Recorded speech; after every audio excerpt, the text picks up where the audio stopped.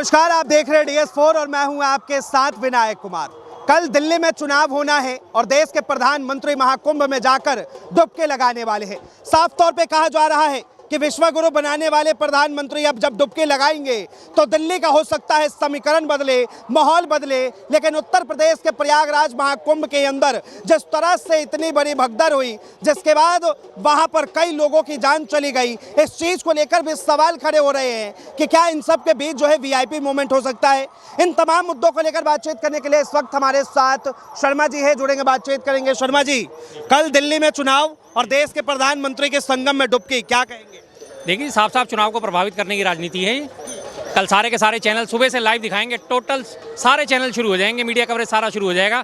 मोदी जी पहुंचे, मोदी जी ने लैंड करा, मोदी जी का इन्होंने स्वागत करा, मोदी जी की राह में फूल बिछाए गए, मोदी जी वहाँ गए, मोदी जी ने साधुओं से मुलाकात करी, मोदी जी ने पुरोहित से मुलाकात करी, उसके बाद उन्होंने कितनी डुबकी लगाई, कान पकड़ के लगाई या नाक पकड़ के लगाई, पूरा पानी डाला या नहीं डाला, जल क्रीड़ा करी या नहीं करी, सूर्य को अर्घ दिया या नहीं दिया, अल्टीमेटली सारा फोकस उस पर जाएगा इनका और पूरे दिन चलेगा कल ये। और साफ साफ से पूरे दिन का कल चुनाव भी है, तो जाहिर सी बात है चुनाव को प्रभावित करने मोदी मैजिक चलने वाला नहीं है, चलता नहीं है मोदी मैजिक, लेकिन इसे जबरदस्ती चलाया जाता है। सीधी सीधी आचार संहिता का उल्लंघन है। आप इन्हें देखिए, चुनाव की कवरेज है तो चुनाव के बूथों की कवरेज होनी चाहिए। बूथों पे क्या हालचाल है, वहाँ संवेदनशील बूथ हैं, 450 से ऊपर संवेदनशील बूथ घोषित हुए हैं दिल्ली में, उनके ऊपर ध्यान रखना चाहिए। वहाँ की कवरेज होनी चाहिए कि यहाँ कोई हेराफेरी तो नहीं हो रही, यहाँ कोई गड़बड़ तो नहीं हो रही, वोट डालने से रोका तो नहीं जा रहा, चुनाव प्रक्रिया को धीमा तो नहीं करा जा रहा। जो ये तमाम मेन मुद्दे हैं, मीडिया चैनल वालों को वहाँ जाके फोकस करना चाहिए। लेकिन सारे मीडिया चैनल वाले कल वहाँ पहुँच जाएंगे, वहाँ पे VIP मूवमेंट कवर करने, और वो भी तब जबकि इससे तो एक हफ्ता पहले कितना बड़ा हादसा वहाँ पे आकार ले चुका है, और उसके बावजूद भी ये VIP मूवमेंट रोकी नहीं जा रही है। इसके बावजूद भी अभी हमारे उपराष्ट्रपति साहब गए थे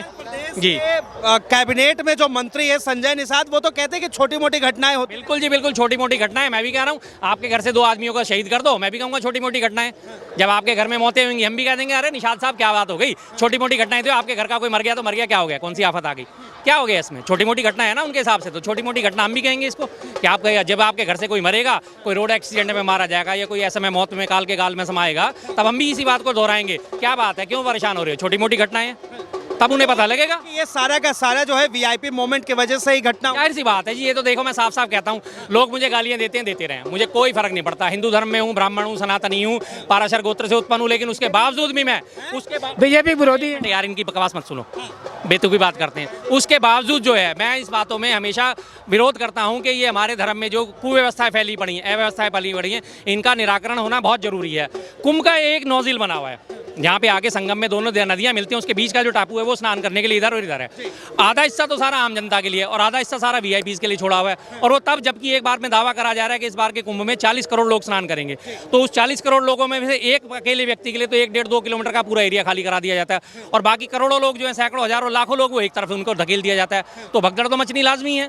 तो आप इन्हीं चीज़ों से मैं हमेशा बैर रखता हूँ कि मुझे इस बात से बड़ी चिढ़ पड़ती है कि अगर आप 11 रुपये का प्रसाद चढ़ाने में मंदिर में जा रहे हो तो आपका प्रसाद चढ़ाएंगे और आपको आगे कर देंगे। वहीं आपने 1001 रुपये के बड़े वाले थाल लेके अंदर पहुंच गए तो पुजारी आपको बिठाएगा, तसल्ली से दर्शन कराएगा, वहां से जो फूल उतरेंगे उनको देगा, आपके गले में माला पहनाएगा। ये VIP गिरी मुझे हमेशा से दुख देती है साहब। कहा जाता है कि देश के प्रधानमंत्री जो है देश के सेवक है। अब ऐसे में उनका अपना टाइम कौन सा है?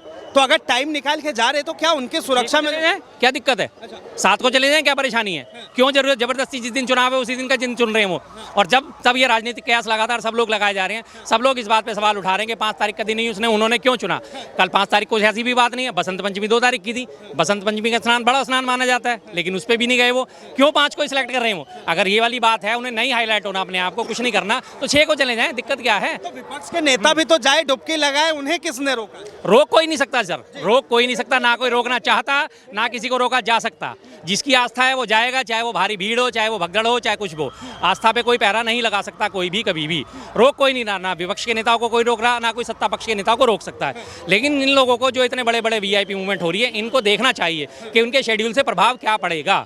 ये सब चीज़ें मैटर करती हैं। राज्यसभा में जो है खड़गे साहब भाषण देते हुए कहते हैं कि 1000 से ज्यादा लोगों की मौत हो गई है। बिल्कुल, लेकिन ये जो है आंकड़ा कहीं छपा नहीं है, कहीं पता नहीं है किसी को। जो फिलहाल हमारी सरकार है उसका आपको पता है क्या है? वो है NDA, नो डाटा अवेलेबल।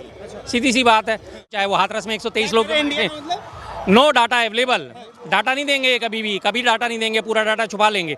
किसी भी हॉस्पिटल में पत्रकारों को घुसने दिया जा रहा है, यूपी में कवरेज करने दी जा रही है। होम गार्ड ने उसकी गला पकड़ लिया था पत्रकार का, TV9 टीवी 9 वाले का, जो कि लगातार इनकी चमचागिरी करता है, उसका भी उसने कॉलर पकड़ लिया था, अंदर नहीं जाओगे।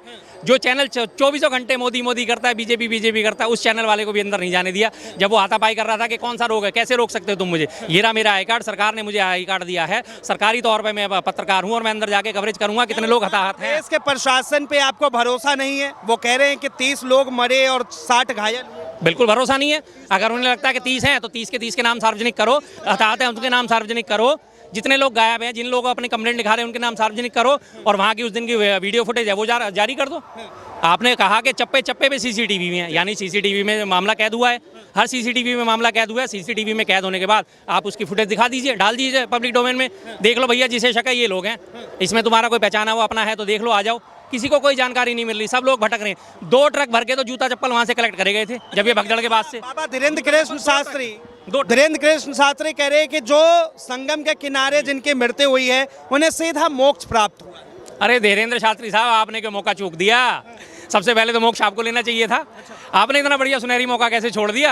आप भी तो लगातार प्रवचन करके मोक्ष ही पाना चाहते हो, दुनिया को बरगला के मोक्ष पाना चाहते हो, तो इससे बढ़िया मौका आपको कहाँ मिलता? आप भी जाके उसमें गंगा में जाके, अभी भी टाइम है, अभी तो बच रहा स्नान, जाके जल समाधि ले लीजिए, सीधा मोक्ष प्राप्त हो जाएगा आपको भी। खत्म कहानी। क्यों बेकार के सांसारिक झंझटों में पड़े हो साहब? आपने भी तो मोक्ष चाहिए, दुनिया को मोक्ष का उपदेश देते हो, तो आप खुद क्यों नहीं इसे एक्सेप्ट करते? मैं दुनिया को कहता हूँ भाई मीठा मत खाओ, लेकिन मैं खुद डट के मीठा खाऊं। फिर विपक्ष क्यों बार बार उत्तर प्रदेश के मुख्यमंत्री का इस्तीफा मांग रहा है? बिल्कुल विपक्ष मांगेगा, इतनी बड़ी व्यवस्था हुई है, उनकी जिम्मेदारी लेनी चाहिए। नैतिक जिम्मेदारी नाम की भी कोई चीज़ होती है। कांग्रेस के इतिहास में आप उठा के देखें, लाल बहादुर शास्त्री जी ने यही चाहता था कि कुछ न कुछ महाकुंभ के अंदर अनहोनी हो और इनको सवाल खड़ा करने का मौका। ये कोई नहीं चाहता, कोई किसी की मौत नहीं चाहता, कोई किसी को मारना नहीं चाहता, सीधी सी बात है। ये सिर्फ फैलाई गई नैरेटिव है। लगातार बीजेपी IT सेल अब यही फैला रहा है कि देखो कैसे गिद्ध की तरह नजर बढ़ाए बैठे थे, और कि कोई हादसा हो तो हमें बोलने का मौका मिले। बात सिर्फ उस बात की हुई थी जब इन्होंने कहा हम विश्व स्तरीय व्यवस्थाएं कर रहे हैं, आइए कुंभ में आपका स्वागत है, हमने हर तरह की व्यवस्थाएं कर ली हैं। 40 करोड़ लोग कुंभ में स्नान करेंगे, लेकिन हमने 100 करोड़ लोगों के लायक व्यवस्था कर रखी है। ये बाकायदा योगी जी का बयान है। जब मैं आपको घर में अपने कार्ड बुला के बुलाता हूँ, विनायक जी मेरे घर में फंक्शन है, आप आ जाना, बहुत शानदार व्यवस्था है, मैंने बढ़िया तरीका कर रखा है। और आपको मेरे घर में आने के बाद, मेरे फंक्शन में आने के बाद, ना आपको चाय मिले, ना आपको रोटी मिले, ना आपको खाना मिले, धक्का मुक्की मिले, तो ये चीज़ गलत है या नहीं है साहब? और मैं कह रहा हूँ कि जी 40 करोड़ के छोड़ो, मैंने 100 करोड़ लोगों के लिए व्यवस्था कर रखी है। और हालत ये है कि वहाँ के जो टॉयलेट बनाए उनमें सिर्फ सीट डाल दी गई है, उनमें आपको शौच करने के बाद धोने के लिए पानी तक भी मौजूद नहीं है। अब होता क्या है, 1 दिन 2 दिन के बाद वो सारे के सारे शौचालय भर चुके हैं, क्योंकि उनमें फ्लश करने की व्यवस्था नहीं है। उसके बाद शौच करने के बाद आपको हाथ धोने की व्यवस्था नहीं है। अब वो शौचालय भर गए हैं, तो लोगों ने सारे गंगा की रेती पे। आप तो ब्राह्मण भी है शर्मा जी, हिंदू भी हैं, बिल्कुल। आपने अभी तक संगम में डुबकी लगाई या नहीं? बिल्कुल नहीं लगाई जी। मैं नहीं लगाऊंगा, क्या दिक्कत है आपको? कोई परेशानी? ये नकली शरांतरी हैं, ये नकली शरांतरी हैं। मेरी बात, हाँ, अच्छा ठीक है, ओके, मान लिया। इनकी बात को मैं भी एक ही बात से साबित करता हूँ। एज पर शासन प्रशासन कहा जा रहा है कि पूरे कुंभ में 40 करोड़ लोग स्नान करेंगे। हमारे देश की जनसंख्या कितनी साहब? 140 करोड़। 140 करोड़ लोगों में से 100 करोड़ हिंदू, उन 100 करोड़ हिंदू में से 40 करोड़ लोग वहाँ पे स्नान कर रहे हैं, यानी बचे हुए 60 करोड़ जो है सारे के सारे देशद्रोही हो गए, सारे के सारे नास्तिक हो गए हैं। क्यों हो गए भाई?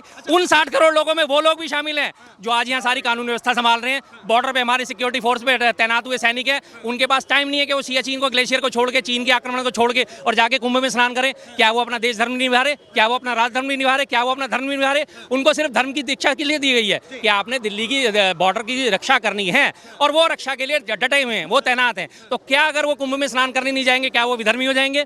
और इसके हिसाब से अगर कैलकुलेशन ही लगाई जाए तो 60 करोड़ लोग विधर्मी हो गए साहब। 100 करोड़ हिंदुओं में से 40 करोड़ तो वहाँ पहुंच रहे हैं, बाकी 60 करोड़ क्यों नहीं गए? आप गए? तुम्हारे परिवार के लोग गए? आप गए? छोड़ो, तुम गए हो? 3 लोग गए। अच्छा, तुम 3 लोग मेरे परिवार के लोग गए। परिवार को छोड़ो, तुम क्यों नहीं गए? नाना तो तुम्हें था, तुम क्यों नहीं गए? परिवार को आप गए? ठीक है, हमने, मेरे परिवार 3 लोग गए। इन्हीं की बात का जवाब दे देता हूँ। इनके परिवार से 3 लोग गए, तो इन्होंने मान लिया कि ये भी कुंभ का स्नान का लाभ ले चुके हैं। तो मैं तो अपने भैया पूरे भारत को अपना परिवार मानता हूँ। अब तक 2, 4, 5, 10, 20 करोड़ जितने भी जाके डुबकी लगा चुके हैं, मैं तो उन्हें भाई मानता हूँ, बहन मानता हूँ, माता मानता हूँ, पिता मानता हूँ, दादा मानता हूँ, दादी मानता हूँ। अगर वो सारे लोग स्नान करके आ चुके हैं तो मेरा स्नान तो यही हो गया। और सबसे बड़ी बात, मैंने सिर्फ एक लोकोक्ति का वो कर रखा, आत्मसात कर रखा है, मन चंगा तो कटौती में गंगा। बात खत्म। मन चंगा है तो मुझे कहीं जाने की, अपने पाप धोने की जरूरत नहीं है। मेरा मन चंगा नहीं है तो मैं दुनिया भर में मंदिर मस्जिद गुरुद्वारों में चक्कर काटता रहूं, मैं वहीं का वहीं रहूंगा। ऊपर वाला तो मुझे देख रहा है ना, साफ बात है। बस इनका परिवार है इंडिया गठबंधन। जो बीजेपी विरोध है वो उनका परिवार है, ये क्लियर बात है ये। और जितनी बुराई करेंगे आप किसे मानते हैं, एक बात बताइए, अरे एक मिनट, आप किसे मानते हैं ये जो महाकुंभ में इतना बड़ा हादसा हुआ इसके लिए जिम्मेदार किसे? जिम्मेदार पब्लिक ने गड़बड़ कर दिया, क्या करे, मुख्यमंत्री जिम्मेदार है इसका।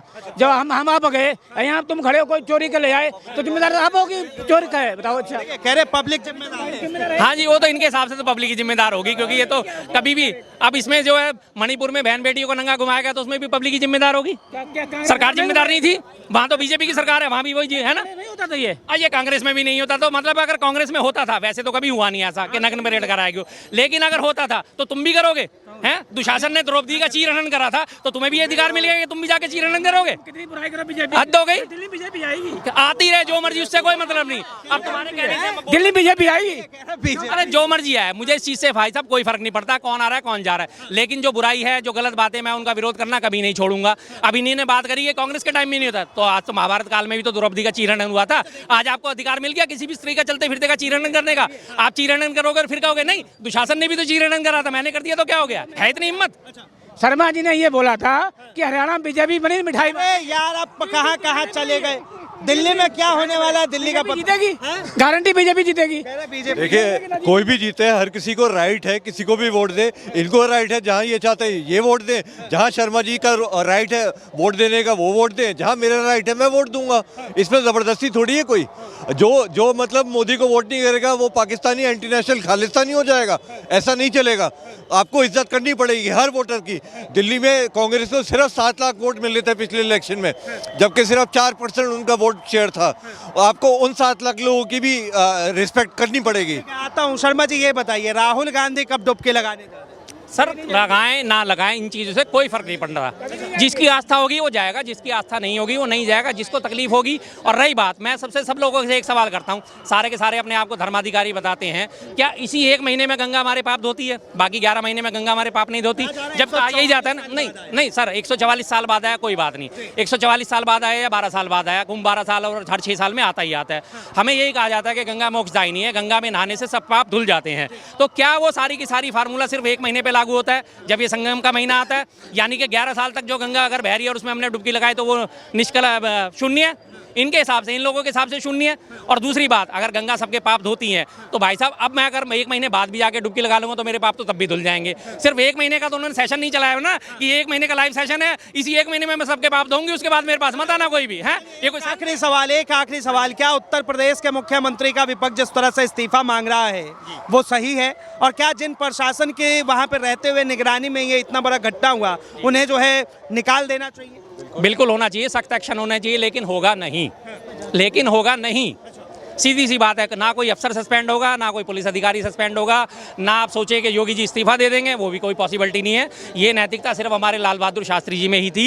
एक रेल दुर्घटना होने पर भी उन्होंने नैतिकता के आधार पर अपना रेल मंत्री के तौर पर इस्तीफा दे दिया था, जबकि उनका कोई डायरेक्ट दूर तक इन्वॉल्वमेंट उस रेल दुर्घटना में नहीं था।